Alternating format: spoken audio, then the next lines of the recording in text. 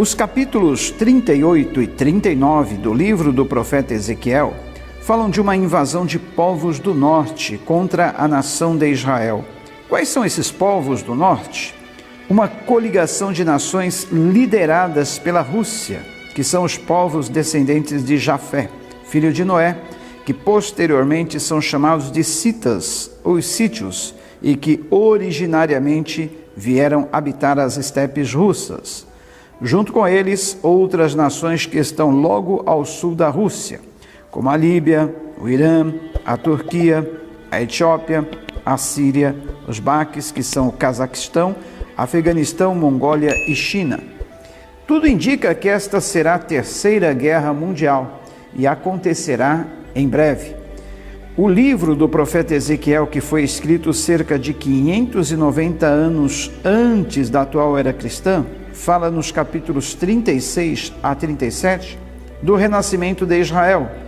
Nos capítulos 40 ao 48 fala sobre o milênio e o governo de Cristo na terra. Mas entre os capítulos 38 e 39 fala desta guerra, a chamada guerra de Gog e Magog, a invasão de Gog e Magog, que acontecerá, ao que tudo indica, em breve. E nos versículos 14 em diante diz que uma multidão de povos ao norte, povos do norte de Israel, virão contra ele. E esta liga será formada pelas nações que nós mencionamos anteriormente. E terá como principal motivação não o viés econômico, mas sim o religioso, pois essas nações são predominantemente islâmicas. E lembremos aqui que esta não é a batalha do Armagedon, que só acontecerá no final da grande tribulação, e nem a batalha de Apocalipse 20, 7 a 9, ao final do milênio.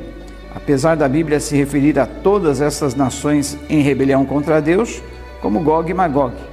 Mas enfim, em todas estas ocasiões em que a Bíblia menciona a expressão Gog e Magog, está se referindo a um príncipe, um líder chamado Gog, e uma coligação de nações comandadas por ele, que se chama Magog, essa coligação de nações. E os relatos constantes a partir do capítulo 38 de Ezequiel indicam quais armas serão utilizadas nessa batalha. E essas armas serão atômicas. Todos nós sabemos que no ano de 2004, 84% do parlamento do Irã votou a favor de desenvolver urânio, matéria-prima na fabricação de bomba atômica. E eles juraram que se conseguissem aniquilar o povo judeu, a nação de Israel, eles estariam satisfeitos. E ao que tudo indica, essa guerra de Gog e Magog será uma guerra com armamentos atômicos e também mísseis. Quando nós lemos em Ezequiel 38:16, ali fala sobre cavalos, mas a palavra cavalo é traduzida no hebraico também por carruagem, e a mesma palavra hoje se refere a tanques de guerra. E outro detalhe interessante no texto de Ezequiel 38 a 39 é que a palavra hebraica usada para arco hoje é usada para lançador de míssil, e o termo utilizado para míssil é o mesmo utilizado para flechas no hebraico. Aí o texto de Ezequiel 38, 39 também diz que a espada de cada um se voltará contra seu próximo, indicando uma verdadeira intervenção divina, como se o tiro saísse pela própria culatra dos adversários. Acredita-se que as nações que virão contra Israel utilizarão armamentos atômicos, mas eles próprios serão exterminados através desses armamentos.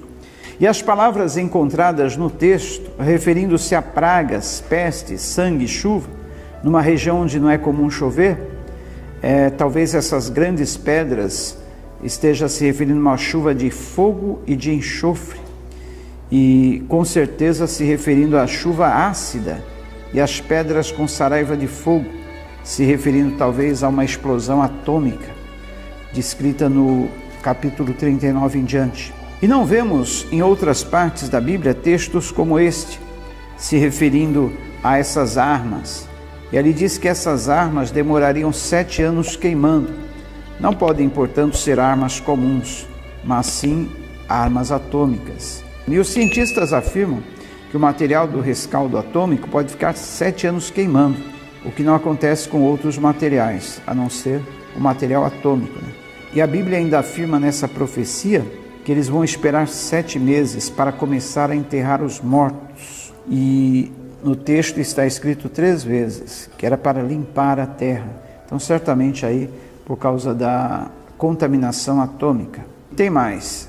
Diz que homens seriam separados para esse trabalho e especialmente treinados para limpar a terra depois de 7 meses. E tem mais. Diz que alguém, ao perceber algum sinal de cadáver sobre a terra, deveria enterrar e colocar ao lado um sinal. Esse sinal só pode ser o sinal de radiação.